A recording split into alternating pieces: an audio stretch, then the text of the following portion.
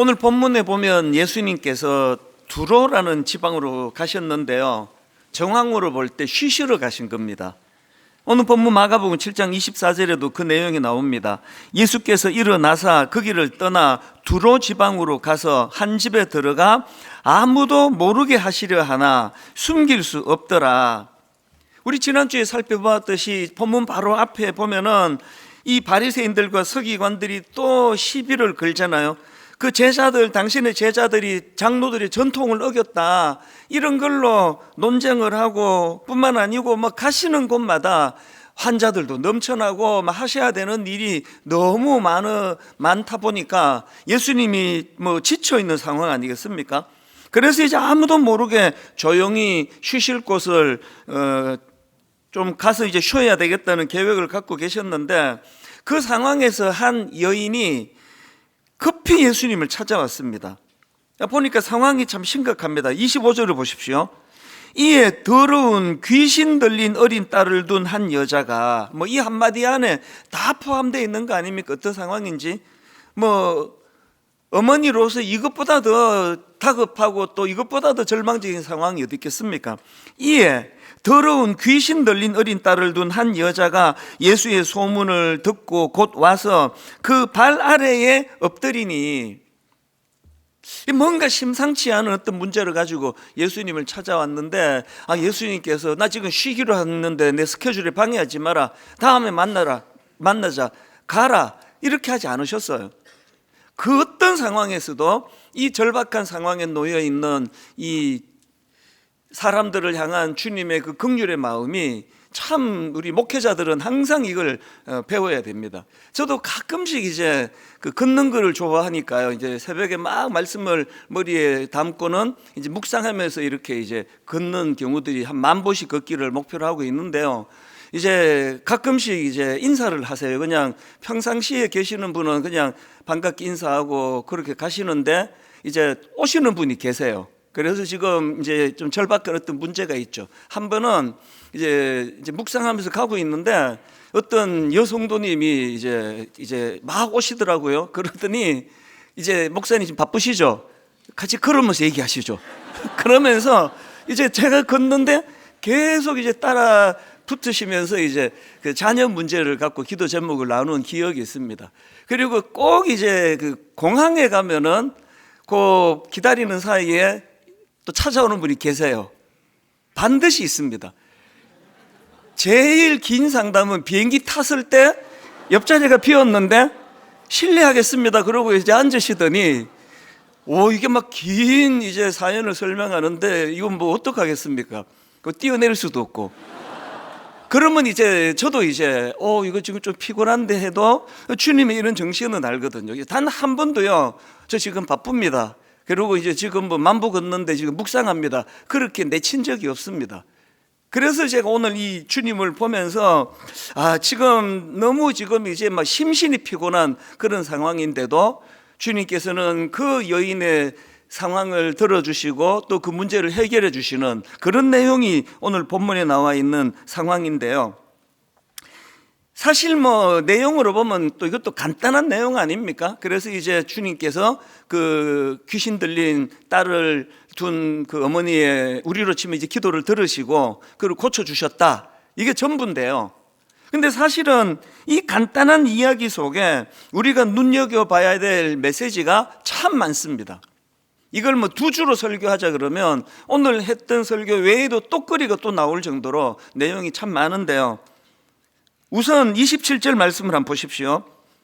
이 27절 말씀은 이제 예수님이 참 이해할 수 없는 말씀을 하시는 유명한 말씀 아닙니까? 이렇게 말씀하십니다. 예수께서 이르시되 자녀로 먼저 배불리 먹게 할지니 자녀의 떡을 취하여 개들에게 던짐이 마땅치 아니하니라. 뭔가 지금 이 여인을 시험하려고 예수님답지 않은 그런 문제로 이제 주님이 도발을 하고 계시는데요, 이 여인의 반응도 너무나 유명한 말씀 아닙니까? 28절, 그가 이렇게 말합니다. 여자가 대답하여 이르되 주여 올소이다마는 상 아래 개들도 아이들이 먹던 부스러기를 먹나이다. 아니, 이 여인처럼만 반응하면은 세상에 상처받을 일이 없을 것 같아요.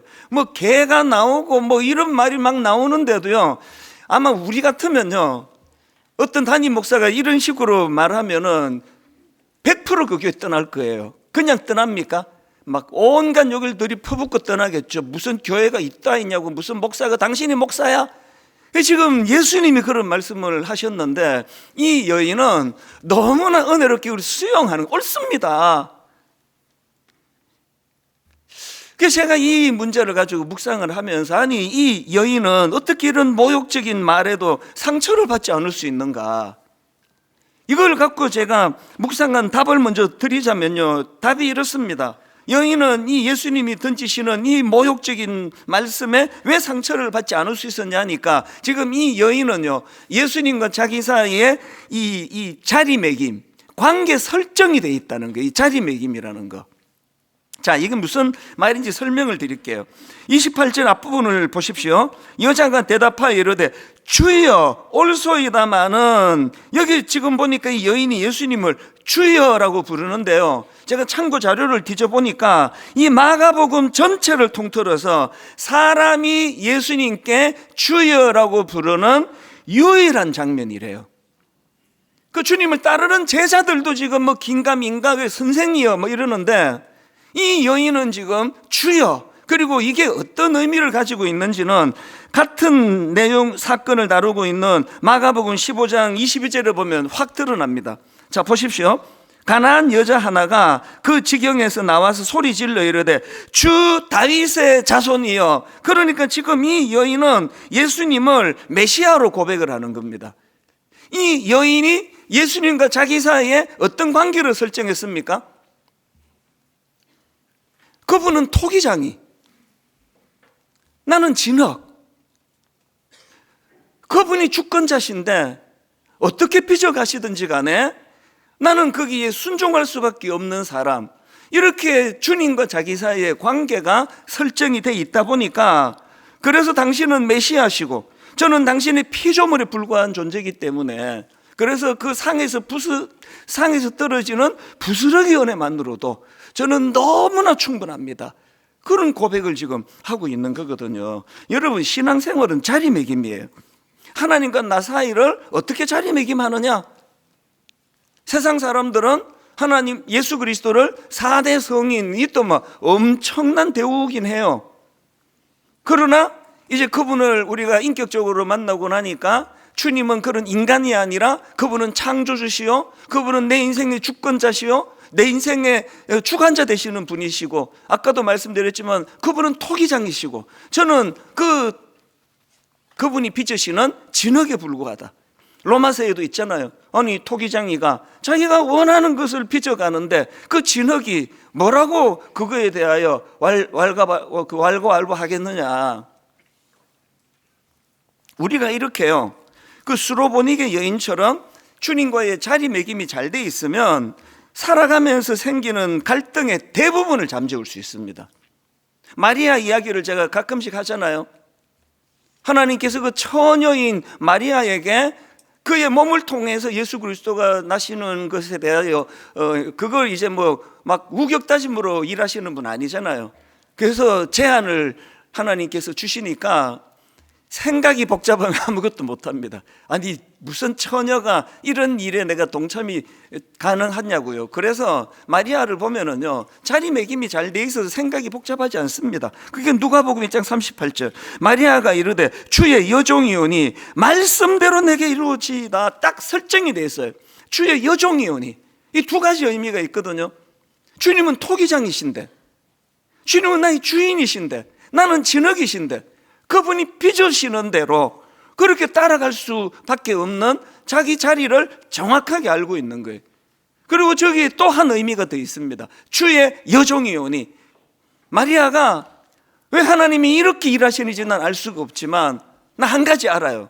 우리 주님은, 내 주인 되신 그분은 나를 망하는 길로 인도하는 분이 아니라는 사실을, 그 믿음이 딱 자리를 잡으니까 생각이 복잡하지 않잖아요. 뭐 저희 어머니 말씀을 가끔씩 제가 드리지만, 살아계실 때 우리 자녀들에게 하신 명언 중에 하나가 이거 아닙니까? 남편이 지금 말을 더듬으시는 목사님 설교자신데 이 문제를 가지고 이제 금식 기도하러 40일 그렇게 산기도를 가셨을 때는 이제 이 어머니 아버지 목회자 부부로서의 목표는 이제 말 더듬는 고치고 설교에 이제 은혜가 넘치고 교회가 부흥이 되고 이 길을 원했는데 하나님이 17일 만에 그걸 불러가셨단 말이에요. 그 어머니가 이렇게 말씀하세요.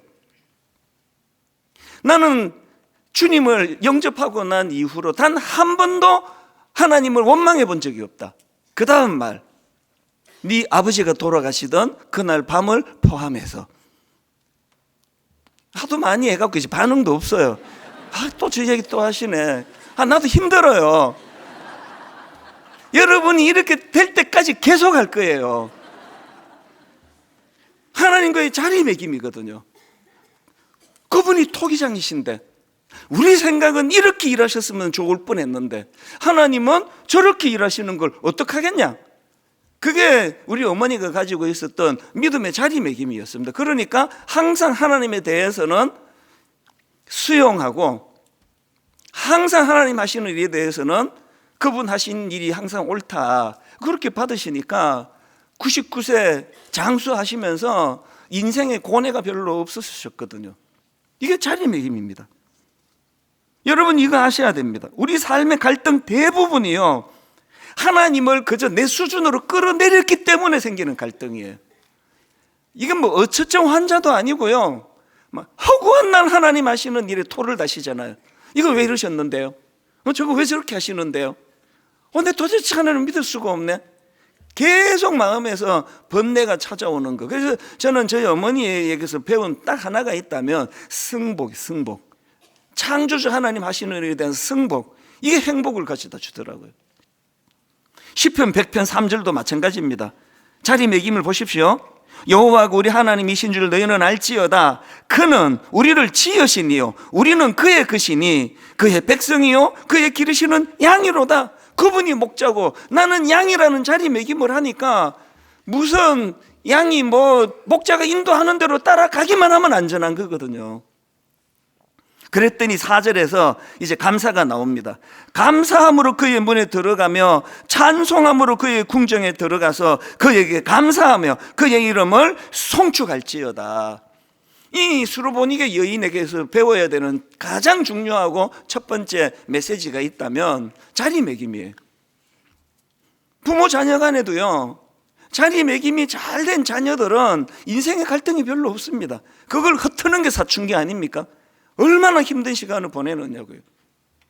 부모님과 자녀 사이에 딱 자리매김이 이루어진 그 가정 보면은 자녀들이 전부 다 안정적이거든요. 주님께서 이 여인의 고백을 참 기쁘게 받으셨습니다. 그래서 마태복음 15장 28절에 보니까 이에 예수께서 대답하여 이르시되 여자여 너의 믿음이 크도다. 이 믿음의 문제라는 거거든요. 저는 저와 여러분 삶 가운데 이 수로보니게 여인처럼 우리 주님과의 올바른 관계 설정, 그분은 창조주시고 우리는 피조물이라는 관계 설정이 우리 인생을 평화롭게 인도한다는 사실을 인식하고 이렇게 관계 설정을 만들어가는 저와 여러분 되시기를 바랍니다. 그래서 이제 우리가 이 하나님과의 관계 설정이 잘 이루어가는 훈련을 해야 되는데요. 이 훈련에 두 가지 재료가 있습니다. 첫 번째로요, 여러분 우리가 하나님과의 올바른 관계 설정을 위해서 해야 될 두 가지 훈련 중 첫 번째가 뭐냐? 약한 것을 가지고 주님께 나아가기예요. 이 약한 것을 가지고 주님께 나아가기, 이게 무슨 말인지 설명을 드릴게요. 성경에 보니까 이 여인을 묘사하는 몇 가지가 있는데요, 그 중에 두드러지는 게 한두 가지 있습니다. 자, 마가복음 7장 26절을 보십시오. 그 여자는 헬라인이요, 이방인이라는 뜻이죠.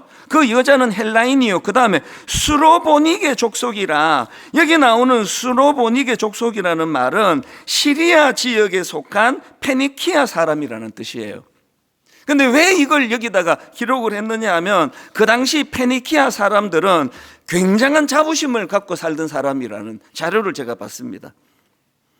그 당시 페니키아는 해상 무역의 강국으로 알려져 있었고요, 그들은 뛰어난 선박 기술과 무역 능력으로 이름을 떨쳤습니다. 그러다 보니까 그 당시 주변 사람들이 이 페니키아 사람들을 부유하고 지혜로운 상인이라고 그렇게 그 자리매김을 해주고 있었다는 거예요. 문화적으로도 뭐 이게 지금 뭐 고대 세계사 시간이 아니라서 장황하게 설명할 필요는 없지만요, 이 문화적으로도 우월감을 갖고 있던 그런 사람들이었다는 겁니다. 그러니까 지금 이 수로보닉의 족속이라는 이 말씀 속에는 지금 이 여자가 갖고 있는 민족적인 자부심, 문화적인 우월감, 그래서 이제 성경이 이 여자를 소개하면서 지금 이 여자는 역사적으로, 문화적으로, 종교적으로 나는 유대인보다 더 우월하다, 이걸 과시하러 온 게 아니라는 것을 어떻게 제가 이것을 찾아내는가 하니까, 이런 내용을 담고 있는 게 26절이라면요,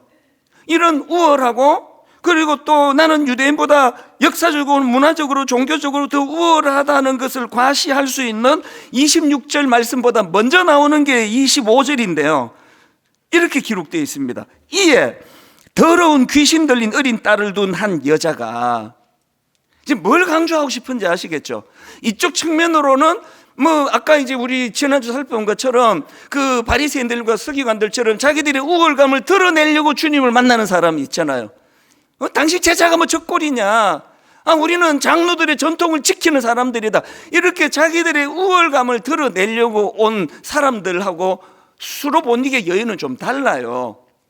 자기 어떤 우월함을 드러내러 주님께 온 게 아니고 25절에 이에 더러운 귀신 들린 어린 딸을 둔 여자로서 온 거예요. 뭘 보고 이렇게 말할 수 있느냐? 마태복음 15장 22절에 이 여자의 반응을 보면 알아요. 가난한 여자 하나가 그 지경에서 나와서 소리 질러 이르되 주 다윗의 자손이여 나를 불쌍히 여기소서. 내가 얼마나 우월한지 아세요? 당신 같은 유대인 청년은 생각지도 못하는 우월감이 내게 있어요, 이러려고 온 게 아니고 주님 나를 불쌍히 여기소서. 주님과 자리매김이 잘 돼 있는지를 보려면 이거 점검하면 돼요. 여러분 지금 신앙생활 하면서 여러분이 가지고 있는 그 뭘 드러내고 자랑하고 뭐 이러려고 지금 교회를 다니는 분도 소수 계시고요, 대부분의 분들은 나의 결핍 때문에 주님 앞에 나오는 거예요. 그런데 이렇게 나의 결핍을 가지고 주님 앞에 나아가면은 그게 왜 유익하냐? 한나를 한번 보세요.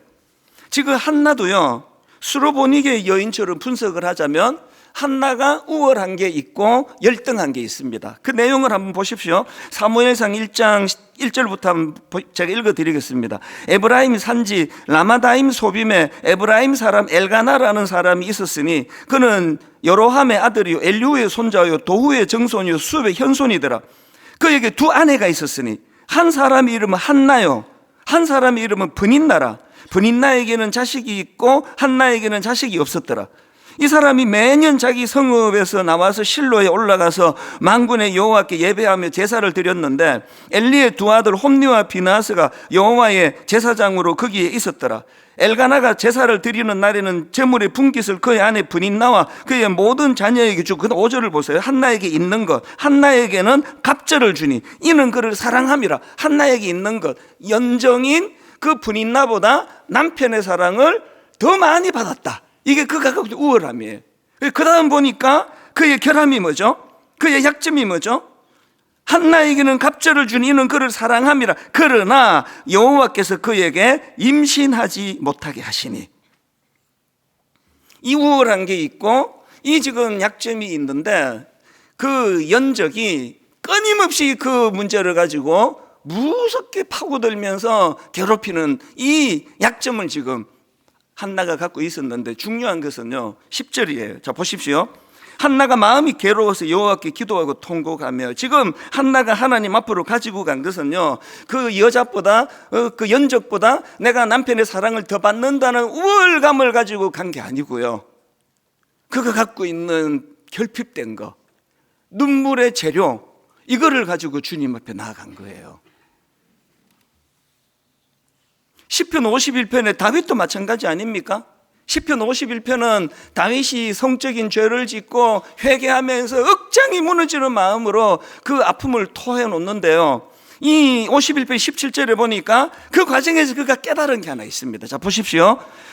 하나님께서 구하시는 제사는 상한 심령이라 하나님이요 상하고 통회하는 마음을 주께서 멸시하지 아니하시리다. 지금 다윗도 마찬가지예요. 정치 잘하고 막 많은 백성들이 열광하고 이 우월한 걸 가지고 지금 주님 앞에 나간 게 아니에요. 인간으로 쓰레기 같은 짓을 한, 자기도 용서가 잘 안 되는 절망적인 그 아픔을 가지고 주님 앞에, 그래서 이 상한 심령, 또 상하고 통회하는 마음, 이걸 세 번역으로 보니까 찢겨지고 짓밟힌 마음으로 이렇게 표현했더라고요. 찢겨지고 짓밟힌 마음으로 주님 앞에 나아갔더니 그가 알게 된 게 뭐죠? 하나님은 완벽한 재물, 그가 가지고 있는 우월한 그 무엇을 가지고 주님 앞에 나갈 때보다도 상하고 깨진 마음, 자신의 죄와 결핍을 가지고 주님 앞에 엎드리는 그 영혼을 주님은 기뻐하신다. 그래서 기쁨이 회복이 돼요. 기쁨이. 스펄전 목사님이 이런 말을 했습니다. 그 나라에서 높아지는 방법은 자신을 낮추는 것이다.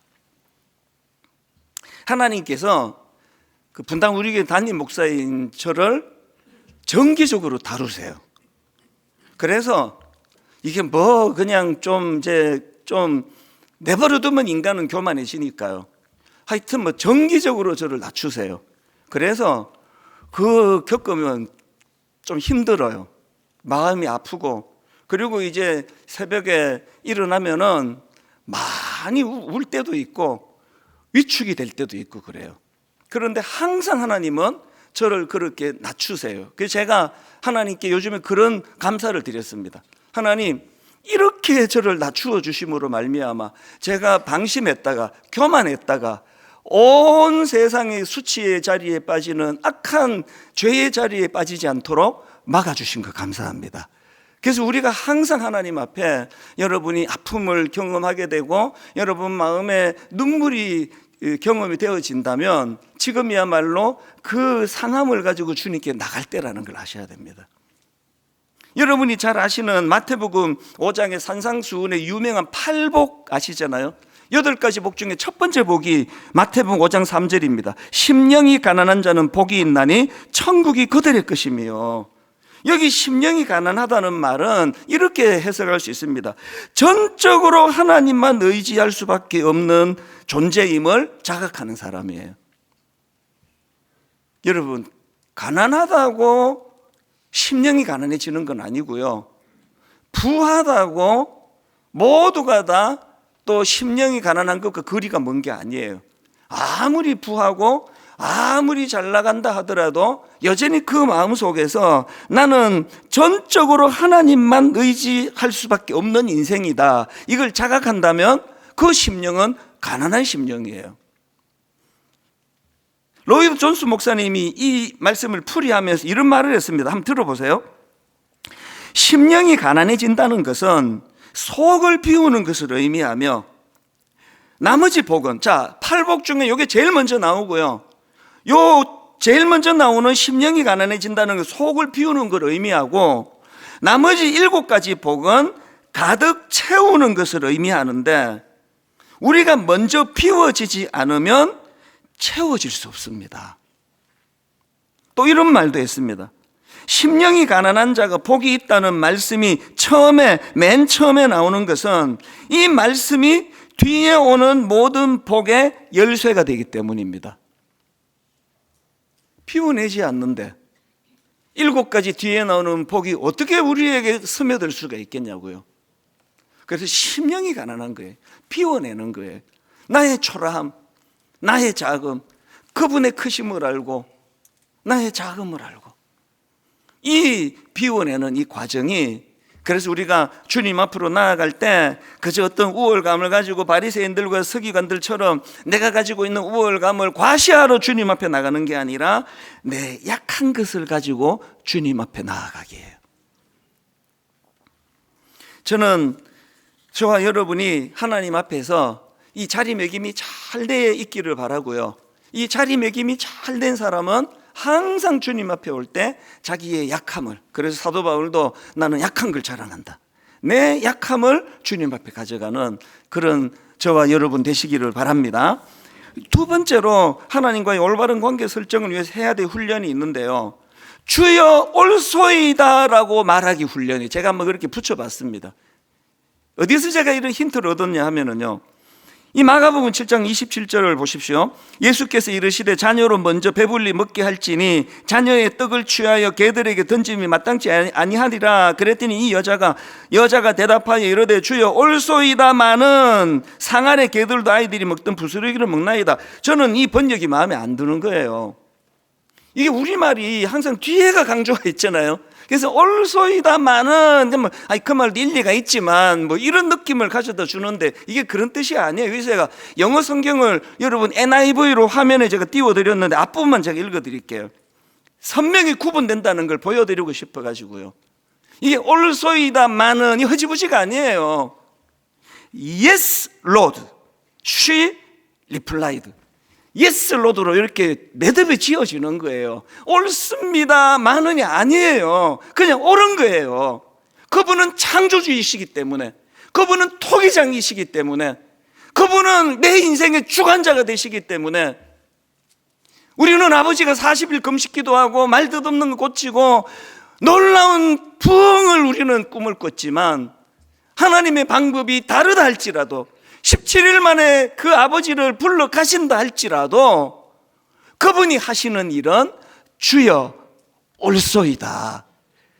이게 우리들 인생에서 정말 여러 가지 복잡하고 어려운 그런 갈등을 없애주는 거거든요. 그렇다고 해서 주님이 우리를 뭐 집에서 애완견처럼 다루십니까? 말하잖아요. 여자가 Yes, Lord 그러면서 but 그러면서 또 말을 하잖아요. 이 자리매김의 문제예요. 그래서 저는 여러분 이 주여 올소이다라고 말하기 훈련이에요. 토달지 말고 주님이 하신 일 항상 옳습니다.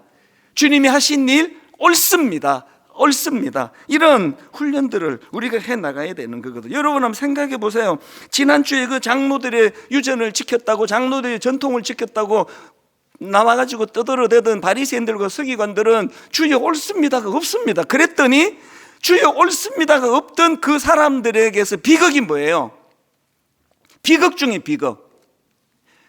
그 바리새인들과 서기관들이 분명히 예수 그리스도를 만났음에도 비극은 아무 일도 일어나지 아니하더이다예요. 뭔 일이 일어났습니까? 논쟁한 거 말고. 모태신앙 교회를 뭐 60년 다니면 뭐하고 70년 다니면 뭐합니까? 아무 일도 일어나지 않는데 단 1년을 다녀도 거기에 인격이 변하고 삶이 변하고 가정이 달라지고 자녀들이 변화를 받고, 단 1년을 예수 믿어도 인생에 혼란이 없고, 이게 중요한 거 아닙니까?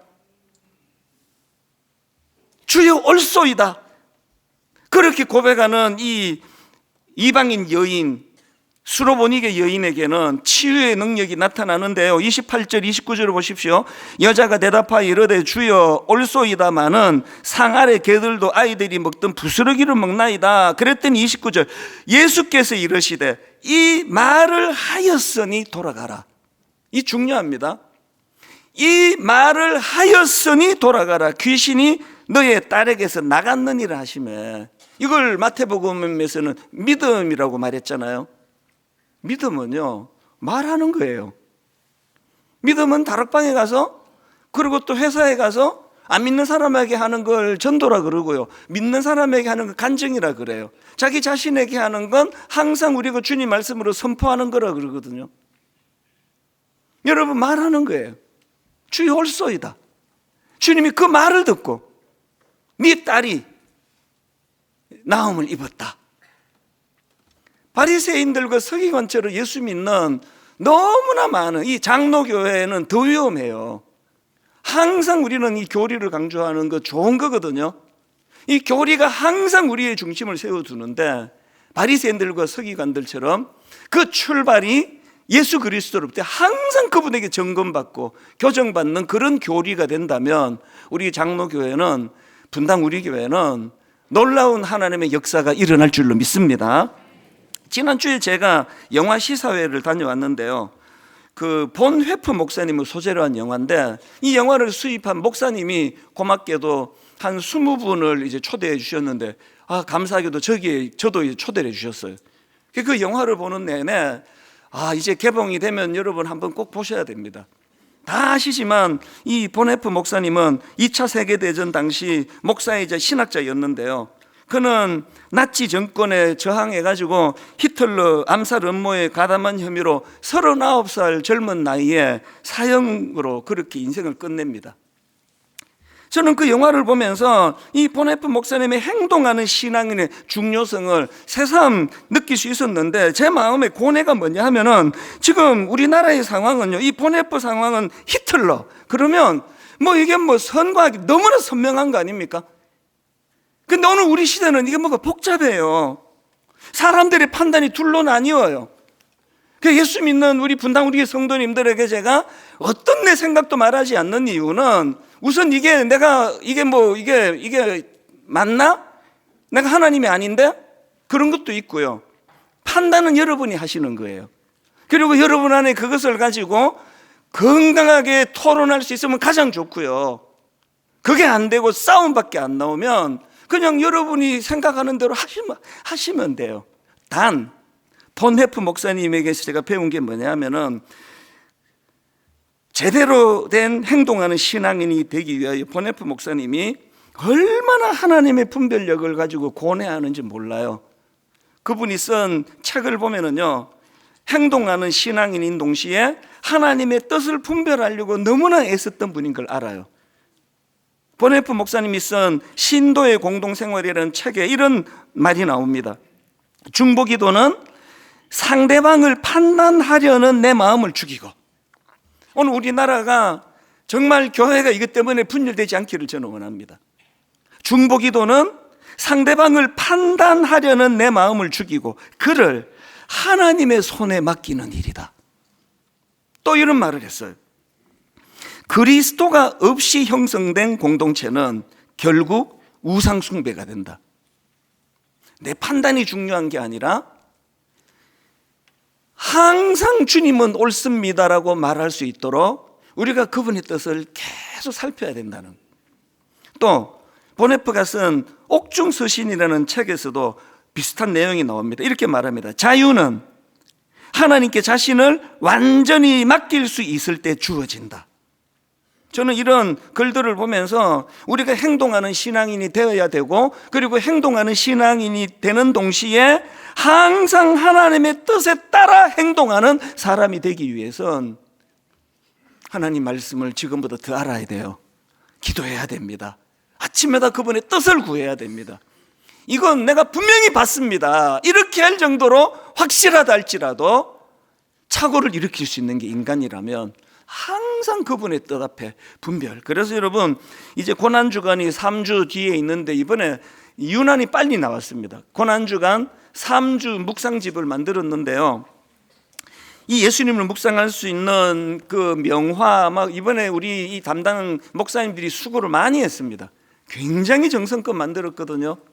이 3주 동안 십자가를 묵상하고 날 위하여 이 땅에 오신 예수 그리스도 그분을 우리가 더 깊이 알아가기 위하여 이 묵상집을 가지고 어느 때보다도 더 예수님께 집중하면서, 그래서 여러분, 주여 옳소이다 이런 고백이 나오기까지 그분의 뜻이 뭔지를 알아야 주여 옳소이다 말할 수 있는 거기 때문에 그분의 뜻을 분별하려고 몸부림치는 저와 여러분 되시기 바랍니다.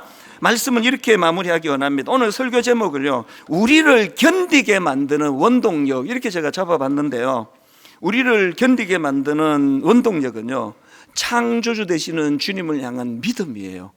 그래서 그분과의 자리매김이 잘 이루어지고, 그리고는 항상 내 약한 것을 가지고 주님께 나아가기, 그리고 주여 옳소이다 이렇게 고백하는 훈련이 저와 여러분의 삶 가운데 계속 일어나게 되기를 바랍니다. 오늘 우리 이 말씀을 기억하면서 찬양 제목이 주 은혜 임을이에요. 주 나의 모습 보네, 상한 나의 마음 보시네, 주 나의 눈물 안에 홀로 울던 마음 아시네.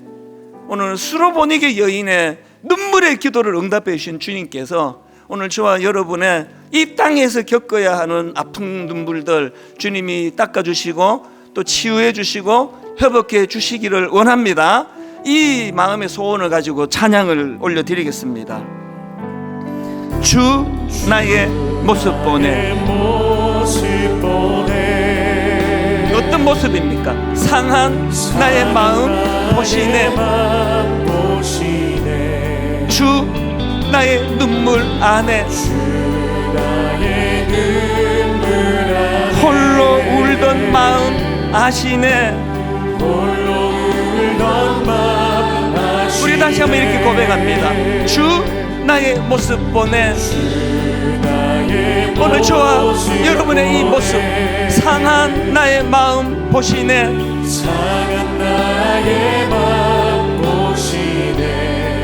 주 나의 눈물 안에 홀로 울던 마음 아시네. 수로보니게 여인을 생각하십시오. 세상 소망 다 사라져가도 주의 사랑은 끝이 없으니 살아가는 이 모든 순간이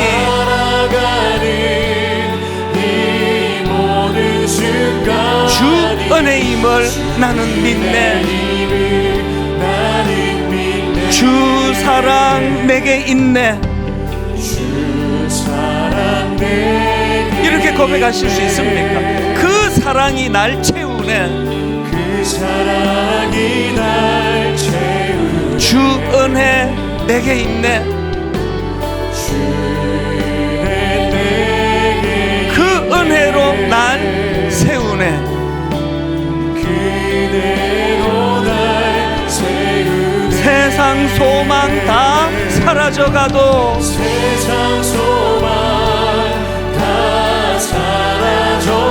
고백하십시오. 주의 사랑은 끝이 없으니 살아가는 이 모든 순간이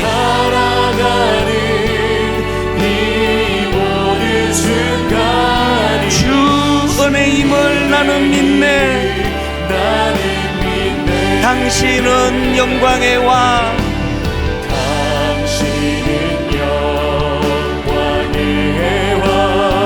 내 마음에 평화를 주시는 분. 당신은 평강의 왕. 당신은 하늘과 땅의 주.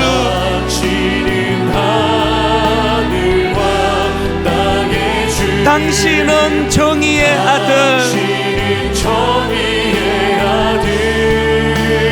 천사가 무릎 꿇고 오늘 예배하는 이 시간 예배하고 찬송하네. 영원한 생명 말씀.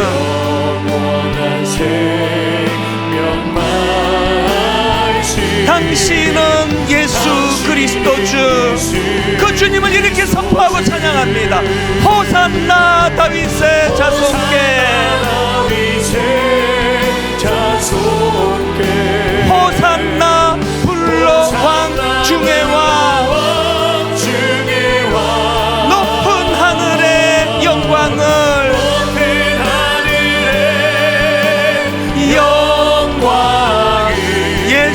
주 메시아네.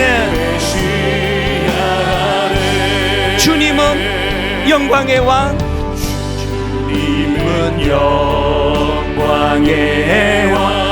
주님은 평강의 왕.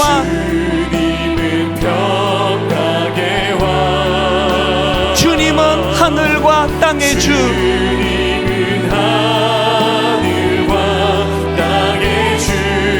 주님은 정의의 아들. 천사가 무릎 꿇고 예배하고 찬송하네.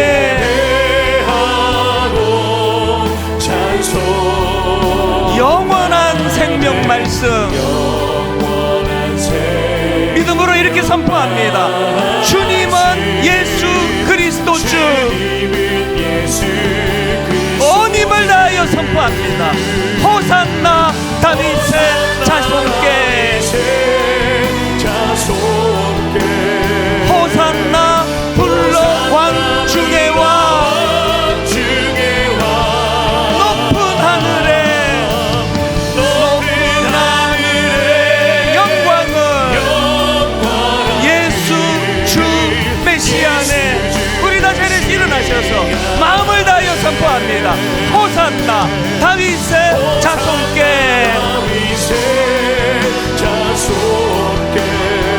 호산나 불러 왕 중의 왕,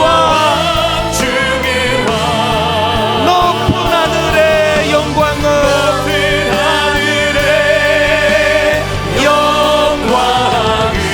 예수 주 메시아 안에 우리 마지막으로 한 번 더 전심을 다하여 온 마음을 다하여 호산나 다윗의 자손께, 호산나 불러 왕 중의 왕, 높은 하늘의 영광을 예수 주 메시아 안에 우리 수르보니게 여인처럼 하나님과 자리매김을 잘하고, 그리고 내 약한 것을 가지고 주님께 나아가며 주여 올소이다, 주님께 승복하는 신앙을 가지고 오늘 수르보니게 여인의 눈물을 닦아주신 그 주님, 오늘 우리 각자가 이런저런 아픔을 가지고 사연을 가지고 주님 앞에 나왔다면 아까 그 찬양 말씀처럼 주 나의 모습 보네, 상한 나의 마음을 보시네, 주 나의 눈물 안에 홀로 울던 마음 아시네.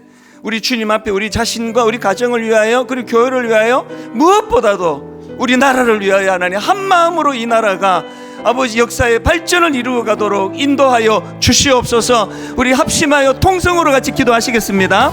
살아계신 하나님 아버지, 오늘 하나님의 은혜를, 하나님의 자비하심을, 이 시간 하나님의 큰 놀라운 은혜를 우리가 하나님 앞에 살펴보며 올려드리기를 원합니다.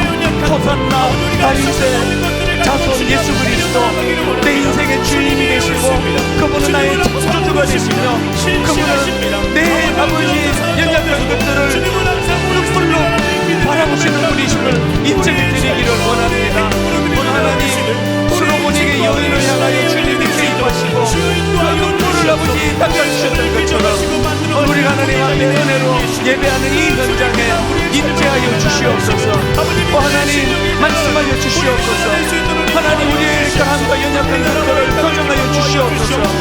하나님 아버지 주님으로부터 지도받는 저희들 되도록 인도하여 주시옵소서. 살아계신 하나님, 우리 개인은 물론이고 하나님 이 나라와 역사를 주관하시는 하나님을 바라보고 의지하며 그 하나님 앞으로 나아가도록 인도하여 주시옵소서. 하나님과의 자리매김이 잘 이루어지도록, 하나님과의 관계 설정이 잘 이루어지도록, 하나님 우리가 수르보니게 여인처럼 주님은 내 인생의 주인 되시라고, 그분은 메시아시라고, 그분은 나를 구원하여 이 땅에 날 구원하여 이 땅에 오신 십자가의 주님이시라고 그렇게 선포해 갈 수 있도록 주님 인도하여 주시옵소서.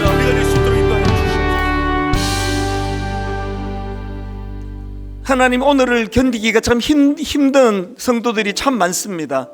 오늘을 견디기가 버거워서 마음에 눌림이 있는 성도님들에게 오늘 주신 이 말씀이 복음의 메시지가 살아있는 복음의 말씀이 되게 하여 주시옵소서. 수르보니게 여인의 눈물을 거두어 주신 그 주님, 수르보니게 여인처럼 주님과의 자리매김이 잘 이루어지도록 우리를 인도해 주시고, 수르보니게 여인처럼 약한 것을 가지고 주님께 나아가는, 눈물을 가지고 주님께 나아가는 자가 되도록 도와주시며, 바리새인들과 서기관처럼 그저 과시하고 자랑하고 떠버리려고 신앙생활하는 인생 아무도 없도록 도와주시옵소서. 항상 하나님, 우리는 생각이 너무 많습니다. 우리는 교만합니다. 그래서 수르보니게 여인처럼 주여 올소이다 이렇게 입술로 고백해 나아가는 저희들 되도록 도와주시옵소서. 우리 나라를 위하여 기도합니다. 하나님, 절대적으로 하나님이 기뻐하시는 그 가치를 찾아나가는 과정에서 갈등이 있고 혼란이 있다 할지라도 예수 믿는 저희들은 주님 안에서 한 마음이 되게 하여 주시옵소서. 하나님 앞에 말씀 앞에 우리 생각이 교정되어져 가도록 도와주시고, 단임 목사나 어떤 사람도 다 영향을 미치지 못하도록 막아주시고, 예수 그리스도 그분의 기준으로, 그래서 아버지 행동하는 신앙인이었던 본해프 목사님처럼 항상 하나님의 뜻을 분별하려고 해서는 그런 아름다운 믿음의 성도님들 되게 하여 주시옵소서. 우리나라가 지금 하나님의 손에 붙잡혀 역사의 발전을 이루어가는 그 선상에 놓여지도록 우리가 더욱 깨어 경성하여 기도하게 하여 주시옵소서. 반드시 하나님이 인도해 주시는 아름다운 하나님 나라를 이루어가는 믿음의 성도님들, 이 꿈을 꾸면서 기도하는 이번 한 주간 되도록 인도하여 주시옵소서.